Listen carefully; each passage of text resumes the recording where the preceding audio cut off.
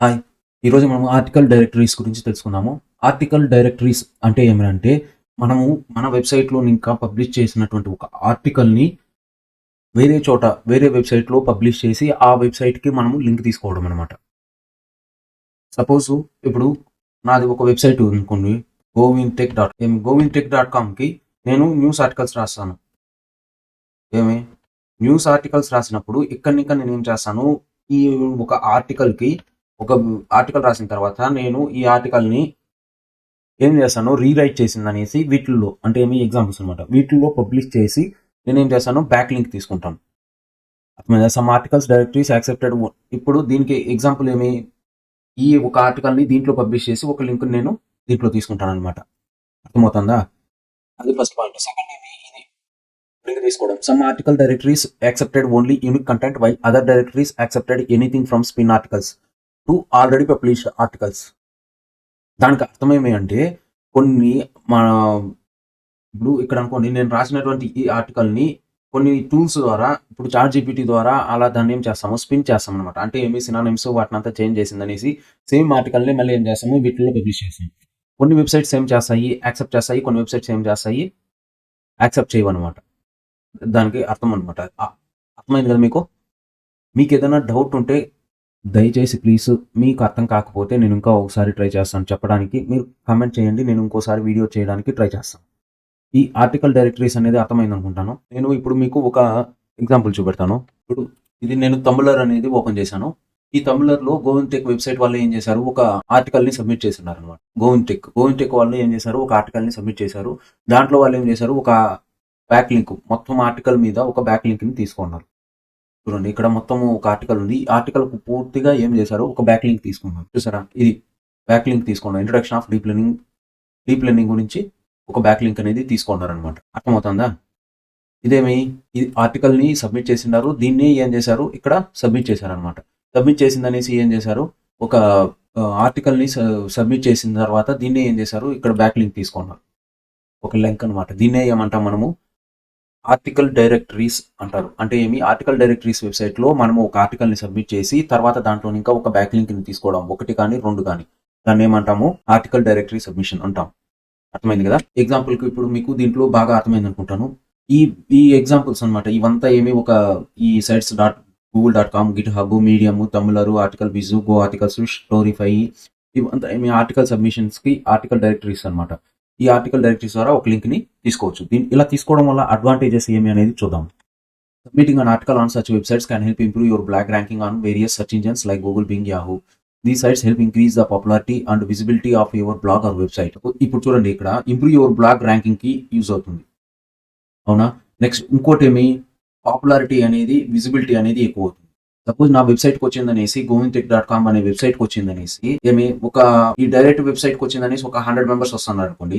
తంబ్లర్‌లో వచ్చిందనేసి 20,000,000 traffic ఉంది. ఈ 20,000,000లో 1% అంటే ఎంత? 2000 అనుకోండి. 2000 కూడా వదిలేయండి. 0.5% అంటే ఎంత? 1000. ఈ 1000 మెంబర్స్ నేను రాసినటువంటి ఆర్టికల్‌ని చూసారు అనుకోండి. లేదా 1000 కాకపోయినా 100 మెంబర్స్ చూసారనుకోండి. ఈ 100 మెంబర్స్‌లో విజిబిలిటీ అనేది ఏమవుతుంది? పాపులారిటీ. ఇప్పుడు ఫస్ట్ ఒక ఆర్టికల్‌ని నా దగ్గర చదివారనుకోండి. ఆటోమేటిక్‌గా ఇంకోటేమి పాపులారిటీ అంటే govintek.com అనేది పాపులారిటీ ఏమవుతుంది? ఇంక్రీజ్ అవుతుందన్నమాట. విజిబిలిటీ అనేది గోవింటెక్ అనేది ఏమవుతుంది? విజిబిలిటీ అంటే ఎంత ఎక్కువ మంది చూసినారా అంతంత పాపులారిటీ ఉంటుందన్నమాట. అర్థమవుతుందా? ఇప్పుడు మనం పాపులర్ వెబ్‌సైట్స్ న్యూస్ వెబ్‌సైట్స్ ఏదైనా తీసుకోండి. 'టైమ్స్ ఆఫ్ ఇండియా' గాని లేదా 'ఈనాడు' పేపర్ అనుకోండి. అంటే మనకు తెలుసు 'ఈనాడు' పేపర్ వస్తుంది. 'ఈనాడు' నెట్‌లో కూడా వస్తుందనేసి. మనం ఏం చేస్తాం 'ఈనాడు' డైరెక్ట్‌గా ఈ పేపర్‌కి పోయిందని చూస్తాం. అంటే పాపులారిటీ. 'ఈనాడు' ఎందుకు పాపులారిటీ అయింది? ఎక్కువ మంది చూడడం వల్ల. ఎక్కువ మంది దాంట్లో ఇంట్రెస్ట్ చూపడం వల్ల. సో, అదే విధంగా ఇప్పుడు govintek.com అనేది ఎవరికీ తెలీదు. టెక్నాలజీ న్యూస్ వెబ్‌సైట్ అని. అదే నువ్వు స్టార్ట్ చేసావురా అంటే నువ్వు ఈ మాట పాపులారిటీ, విజిబిలిటీ అనేది పెంచావురా అంటే ఎలా పెంచుతావు? ఆర్టికల్ సబ్మిషన్స్ ద్వారా బ్యాక్ లింక్స్ ద్వారా నీకు పాపులారిటీ అనేది ఏం చేస్తావు? 'టైమ్స్ ఆఫ్ ఇండియాలో' ఇప్పుడు నా govintek.com అనే ఒక వెబ్‌సైట్‌ని లింక్ ఇచ్చానురా అంటే ఎంతమంది చూస్తారు దాన్ని? అది పాపులారిటీ అనేది ఆటోమేటిక్‌గా విజిబిలిటీ అనేది పెరుగుతుంది. ఇది పెరగడం వల్ల ఏమవుతుంది? బ్లాగ్ ర్యాంకింగ్ అనేది పెరుగుతుంది. These article submission sites help you to establish yourself as an expert in particular field and enhance your blog domain authority.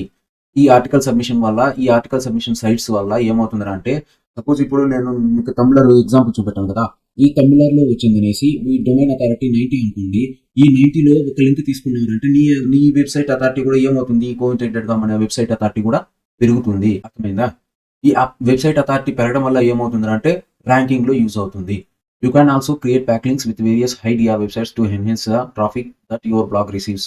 అంటే ఏమి బ్యాక్లింక్లు వీటిని హై అథారిటీ వెబ్సైట్స్ డిఆర్ దీని గురించి నెక్స్ట్ చెప్తాను మీకు ముందు. ఏమి బ్యాక్లింక్ని క్రియేట్ చేయడం వల్ల మీకు ఏమవుతుంది అథారిటీ అనేది పెరుగుతుంది. The abundance of such sites will only increase in the future and hence you will have considerable article submissions at least to choose from. ఏమి కొన్ని వెబ్సైట్ల ద్వారా నీకు ఏమి నువ్వు ఆర్టికల్ సబ్మిషన్ చేయాల్సింది కరెక్ట్ అంటే ఏమి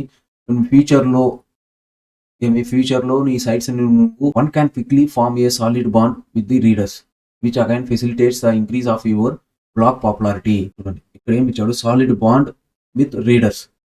ఇప్పుడు రీడర్స్తో నువ్వు స్ట్రాంగ్ బాండ్ అనేది ఒకటి ఉండాలన్నమాట. ఇప్పుడు నేను తంబ్లర్ అనుకోండి, తంబ్లర్లో 20 మిలియన్ ట్రాఫిక్ ఉన్నప్పుడు నా బ్లాగ్కి నేను అక్కడ ఆర్టికల్ సబ్మిషన్ చేసిన తర్వాత నాకు డైలీ ఒక 100 వ్యూస్ వస్తుంది అనుకోండి. ఈ 100 వ్యూస్ ద్వారా అంటే ఏమి నా రీడర్స్ అనేది 100 వ్యూస్ ప్రతిసారి వస్తున్నారు అంటే దానికి అర్థం ఏమి, 100 వ్యూస్ వస్తుంది అంటే ఏమి వాళ్ళు పర్మనెంట్ యూజర్స్ అనమాట. నా వెబ్సైట్కి వచ్చి నా ఈ తంబ్లర్లో బ్లాక్లోకి వచ్చి నేను సబ్మిట్ చేసిన ఆర్టికల్ని చదువుతారు అనేసి. సో అక్కడ బాండ్ అనేది ఇంపార్టెంట్ అనమాట. ఇప్పుడు రీడర్కి పబ్లిషర్కి మధ్యలో ఒక బాండ్ అనేది క్రియేట్ అంటే ఏమి ఎలా అంటే ఒక కన్సిస్టెన్సీ అనేది ఉండాలన్నమాట. సిగ్నిఫికెంట్గా నువ్వేం చేయాలరా అంటే దాంట్లో ఒక సిగ్నిఫికెంట్గా అంటే కంటిన్యూస్గా నువ్వు ఆర్టికల్స్ని సబ్మిట్ చేస్తున్నావు అంటే వాళ్ళు కంటిన్యూగా వస్తుంటారు. ఓకే, ప్రతిరోజు ఇప్పుడు ఒక్కొక్కరికి ఒక్కొక్క హ్యాబిట్ ఉంటుంది. అలా అనమాట. న్యూస్ ఆర్టికల్స్ చదవడము, టెక్నాలజీ పరంగా చదవడము, టెక్నాలజీ రిలేటెడ్గా ఏదైనా చూడడము, క్లౌడ్ కంప్యూటింగ్ కానీ ఆర్టిఫిషియల్ ఇంటెలిజెన్స్ కానీ ఇలా దీని గురించి తెలుసుకోవాలనుకునే వాళ్ళు ఏం చేస్తారు, డైలీ వెబ్సైట్కి పోయిందని న్యూస్ చూస్తారనమాట. ఏమి ఈరోజు కొత్త అప్డేట్ ఏముంది అనేసి. సో ఆ విధంగా నేనేం చెప్తాను అంటే కన్సిస్టెన్సీ అనేది ఇంపార్టెంట్. ఆ కన్సిస్టెన్సీ ఉండడం వల్ల ఏమవుతుంది, సాలిడ్ బాండ్ అనేది రీడర్స్తో ఏర్పడుతుంది. అలా ఏర్పడడం వల్ల ఏమవుతుంది, నీ వెబ్సైట్కి అంటే ఏదైతే గూగుల్ సెర్చ్ ఇంజిన్ అల్గారిథమ్స్ ఇవంతా ఉంటాయో ఇవేం చేస్తాయి, నీ వెబ్సైట్ని పాపులారిటీని ఆటోమేటిక్గా నీ పాపులారిటీని విజిబిలిటీని నీ ఒక ఆర్టికల్ సబ్మిట్ చేసిన తర్వాత ఎంతమంది మన దీనికి వస్తూ ఉన్నారు దీన్ని బేస్ చేసుకొని ఏమవుతుంది ట్రాఫిక్ని పెంచుతుంది. అలాగే ఏం చేస్తుంది, నీ వెబ్సైట్ యొక్క అథారిటీని అన్నిటిని పెంచుతుంది. అర్థమైంది కదా. ఆర్టికల్ డైరెక్టరీస్లో ఇది ఎలా పనిచేస్తుంది, ఆర్టికల్ డైరెక్టరీస్ వల్ల ఏం యూజ్ అనేసి. ఇప్పుడు ఆర్టికల్ డైరెక్టరీస్లో మీకు ఎగ్జాంపుల్స్ చెప్పాను కదా, ఇవి ఇంకా చాలా ఉన్నాయి.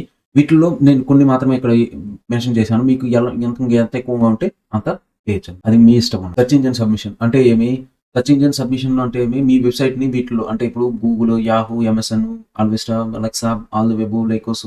ఎంఎస్ఎన్ అంటే ఇప్పుడు బింగ్ వచ్చింది, బింగ్ వెబ్ మాస్టర్ టూల్ అంటారు. ఎంఎస్ఎన్ మైక్రోసాఫ్ట్ వాళ్ళదే. ఇప్పుడు ఇది బింగ్లో నువ్వు సబ్మిట్ చేసినావంటే అది ఆటోమేటిక్గా తీసుకుంటుంది అనమాట.